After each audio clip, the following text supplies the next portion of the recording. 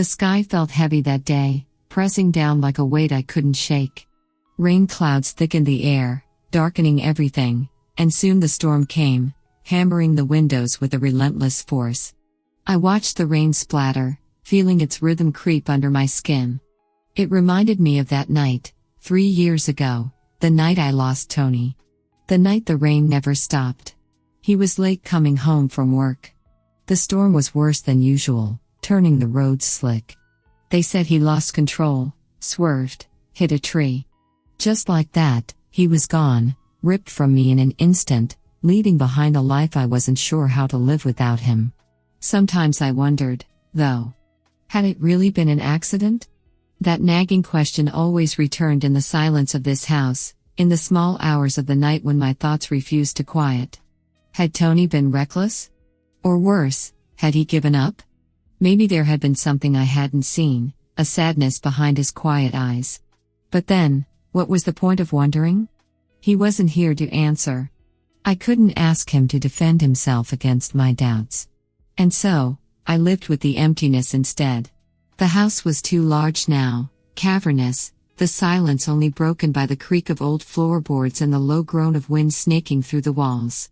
Each sound reminded me I was alone. When Tony first passed, friends came. They brought casseroles, pity, awkward attempts at conversation. But as the weeks turned into months, they came less often. Their lives moved forward, while mine was left behind, frozen in grief. Helen, my neighbor, tried for a while.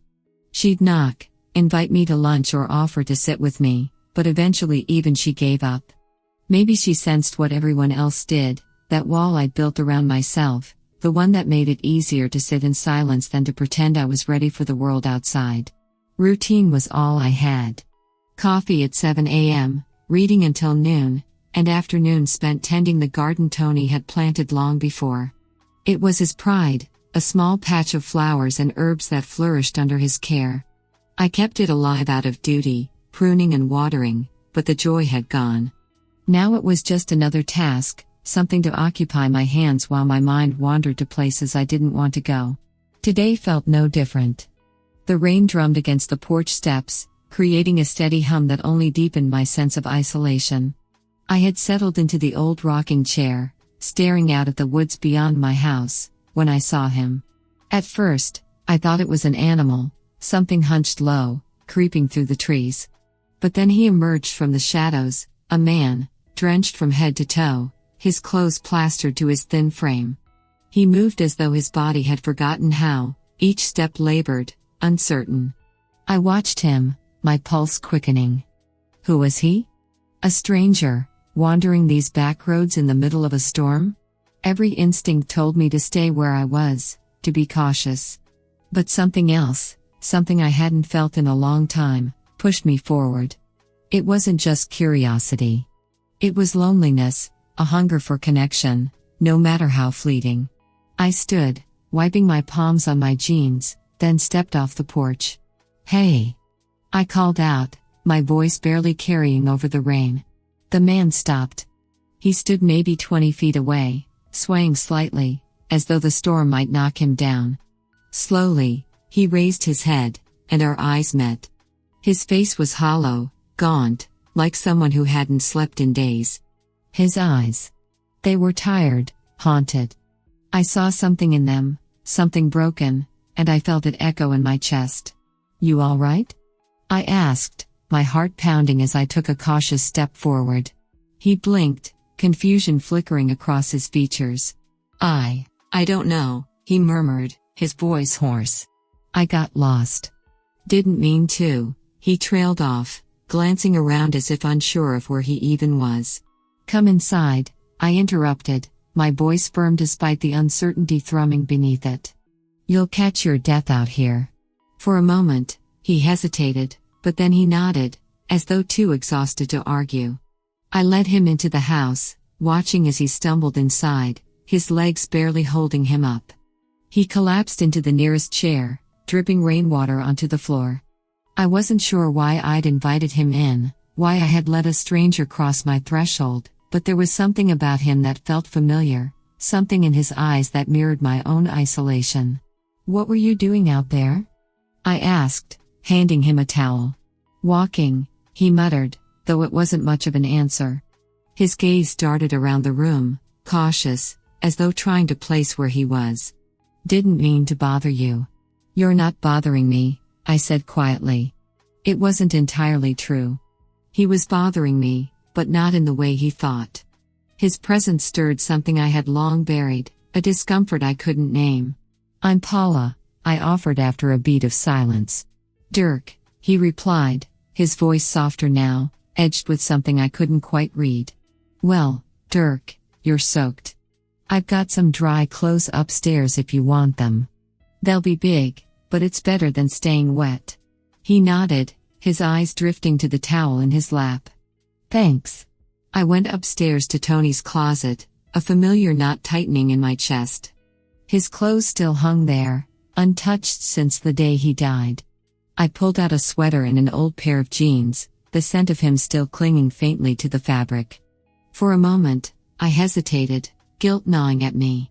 Was it wrong to offer these to another man? But what choice did I have? I shook off the thought and returned downstairs, handing Dirk the clothes. "Here. Bathroom's down the hall," I said, my voice a little too casual. He took the clothes, his expression unreadable. "These were your husband's, weren't they?" I froze for a moment, then nodded. "Yes." Dirk didn't say anything more. He accepted the silence, disappearing down the hall to change. When he returned, the clothes hung loose on his thin frame, but he looked warmer, more human. He settled back into the chair, staring into the fire with the same haunted look I'd seen before. "Thank you," he said softly, after a long pause. His voice held a note of vulnerability now, something that pulled at me. Not everyone would have done this. I shrugged, though his words lingered. "I don't get many visitors. Besides, it looked like you could use some help." He smiled, but it was faint, hollow. "Yeah. I could." We sat in silence after that. The storm outside raged on, but inside, it was just us, the crackling of the fire, the soft clink of teacups, and the unspoken weight of our shared loneliness. I didn't ask where he came from, or why he had ended up at my doorstep. Not yet. But as the night deepened, I couldn't shake the feeling that Dirk had brought more with him than just the rain. There was something in him, something buried deep, that made my skin prickle. I just didn't know it yet. This was the beginning. The beginning of something I couldn't understand, not yet. The rain didn't let up for 2 more days. The storm pounded relentlessly against the windows, as if the sky itself was trying to force its way in. Dirk stayed, though I wasn't sure if it was the weather or something else that kept him here. He moved through the house quietly, like he'd always been part of the silence that filled it. He asked nothing, shared nothing, but his presence felt oddly soothing. For the first time in years, I didn't mind the quiet. I watched him, stealing glances when I thought he wasn't looking. He was a mystery, and that was dangerous. But there was something else, an undercurrent of tension, a pulse I hadn't felt in so long. Perhaps danger was better than loneliness. At least it made my heart race. By the second evening, the rain began to taper off, leaving the air heavy and damp, as if the world was still waiting to exhale. Dirk sat at the kitchen table, his fingers tracing slow circles around the rim of a chipped mug. His eyes were far away, lost in some distant place I couldn't reach. The sound of my knife chopping vegetables for dinner echoed through the room, filling the space between us. "Do you ever think about leaving?" His voice broke the stillness, catching me off guard. I paused, the knife hovering over the cutting board. "Leaving?" He nodded, still not meeting my eyes. "This place. This life.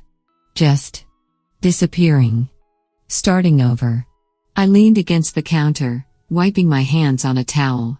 After Tony died, I thought about it. I even packed a bag once. But where would I go? This house. It's all I have left of him. Leaving would feel like losing him all over again. Dirk finally looked up, his dark eyes searching mine. "Sometimes holding on to something hurts more than letting it go." His words struck a nerve, settling deep inside me. There was something in them, Something personal, though I wasn't sure if it was his pain or my own that I was hearing. Part of me wanted to ask what he was running from, but I held back. If I asked, he'd become real. No longer a stranger, no longer the storm's ghost passing through. Maybe, I said quietly, returning to the chopping board. But I'm not ready to let go yet. The silence that followed was different. Heavy. As if we were both balancing on the edge of something, waiting for the ground to give way. That night, sleep eluded me. I lay awake, staring at the ceiling, my thoughts running in circles. Dirk had retreated to the guest room, but I could hear the occasional creak of the floorboards beneath his feet, the house groaning under the weight of its own secrets. I'd never let someone stay this long since Tony died. Dirk's presence disturbed the careful balance I'd built around my grief. It was unsettling how easily he fit into the empty spaces Tony left behind. I couldn't shake the feeling that something was shifting, something I wasn't prepared to face. Sighing, I slipped out of bed and headed downstairs to the kitchen.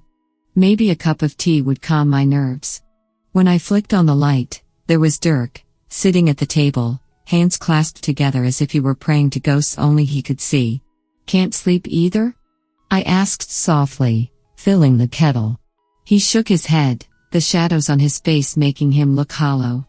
No. Too many thoughts. I sat across from him, the soft glow of the kitchen light casting a fragile warmth between us. Outside, the storm had finally passed, leaving the air thick with expectation. "You seem troubled," I said, watching him carefully. "Want to talk about it?" He rubbed a hand over his face, his weariness more visible now. "Talking won't change anything." "Maybe not," I said gently, "but it might help. Sometimes saying things out loud makes them easier to bear." He looked at me for a long time, as if weighing my words. Then, with a sigh, his shoulders sagged, and the tension I hadn't realized he carried began to unravel. "I've done things," he said quietly. "Things I'm not proud of. I've been running for a long time. And I don't know how to stop." I watched him carefully, the admission hanging between us like a fragile thread. "What are you running from?" He hesitated, his voice dropping to a whisper. "From myself. From everything I've done. I didn't push. I didn't need to." His pain was raw, his regret palpable. I knew what it was to run, to be haunted by the past. After Tony died, I tried to outrun my grief. But no matter how far I went, it was always there, waiting. "We all have things we regret," I said softly. "But running won't make them disappear. Trust me, I've tried." Dirk gave a bitter laugh. "Did it work?" I shook my head. "No. I had to face it. But I didn't do it alone." Dirk stared at me, something flickering in his eyes. For a moment, I thought he might let me in. But then, just as quickly, the walls went up again. "I should go," he said, pushing back from the table. "I've stayed too long already."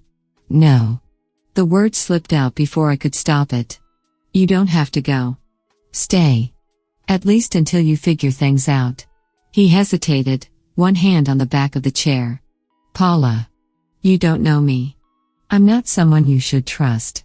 "I don't care," I said, standing up to face him. "You're here now, and you need help. I've been where you are, lost, alone. You don't have to go through this alone."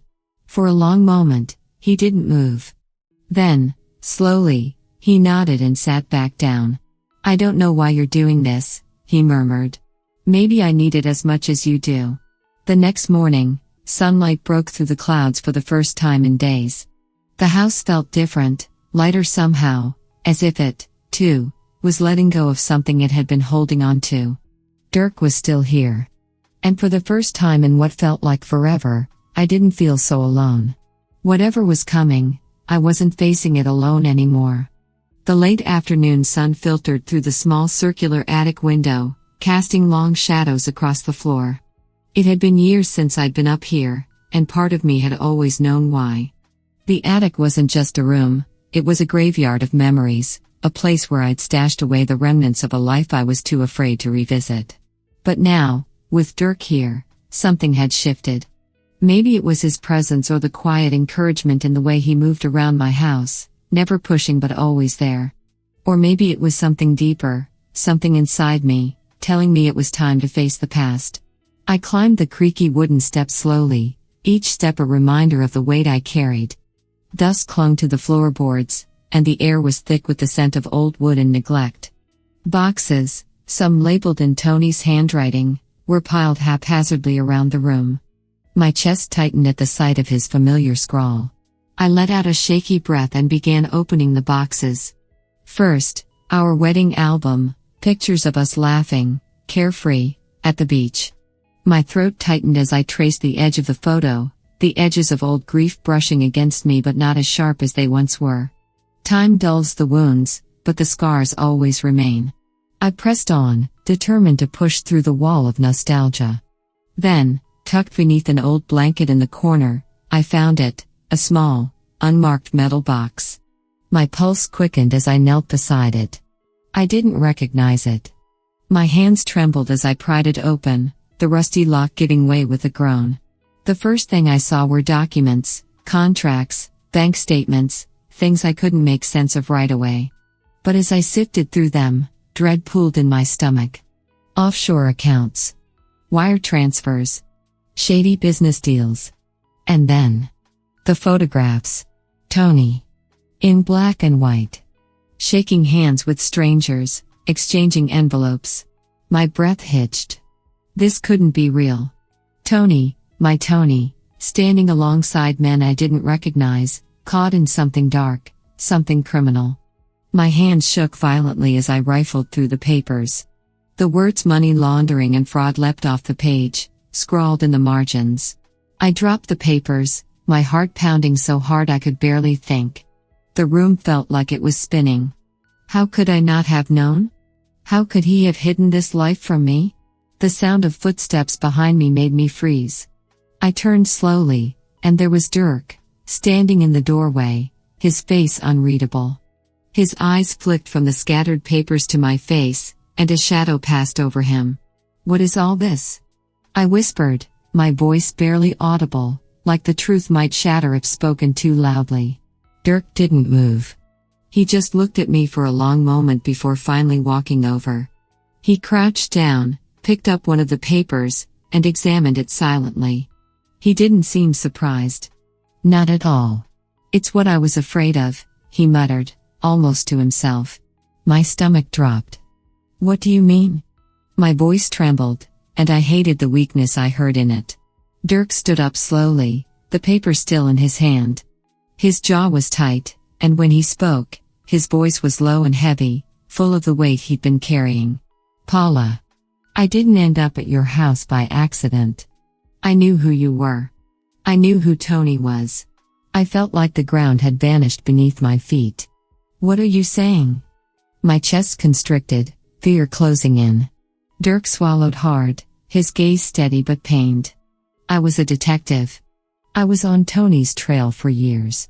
He was involved in a criminal network, money laundering, fraud, bribery. He disappeared right when I was about to catch him. The case went cold. I stared at him, numb. You knew all along? And you didn't tell me? My voice cracked, a mixture of shock and anger bubbling up inside me. Dirk's eyes softened, guilt flickering in them. I didn't want to hurt you, Paula. I saw how much you were suffering, and I couldn't bring myself to tell you the truth. You were grieving the man you thought Tony was. I didn't want to take that away from you. Tears welled up in my eyes, but they weren't just tears of grief anymore. They were tears of betrayal. So you lied to me. You let me mourn him, let me believe in this fantasy, while you knew he was a criminal? Dirk took a step closer, but I backed away, my hands shaking. I didn't lie, he said quietly. I just didn't tell you everything. But now that you've found this, you deserve to know the truth. I sank into the old chair, my vision blurring with tears. My world had been a lie, a carefully constructed facade. I had mourned a man who wasn't real, loved someone I didn't even know. Dirk knelt in front of me, reaching for my hand, but I pulled away. His sigh was heavy with regret. Tony kept you away from that part of his life for a reason, Paula. The man you loved, he was real. But people aren't just one thing. He hid the darkness from you because he loved you. I looked up at him, my voice barely a whisper. What do we do now? Dirk's jaw tightened, and he stood up, resolute.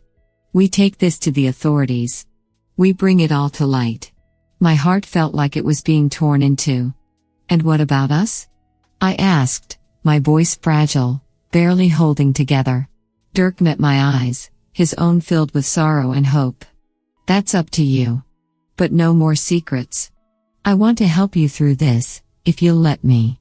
I stood on shaky legs, feeling the weight of everything, but also, for the first time, a glimmer of hope.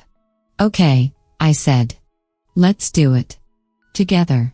As we gathered the papers and descended the attic steps, I realized the truth was finally out.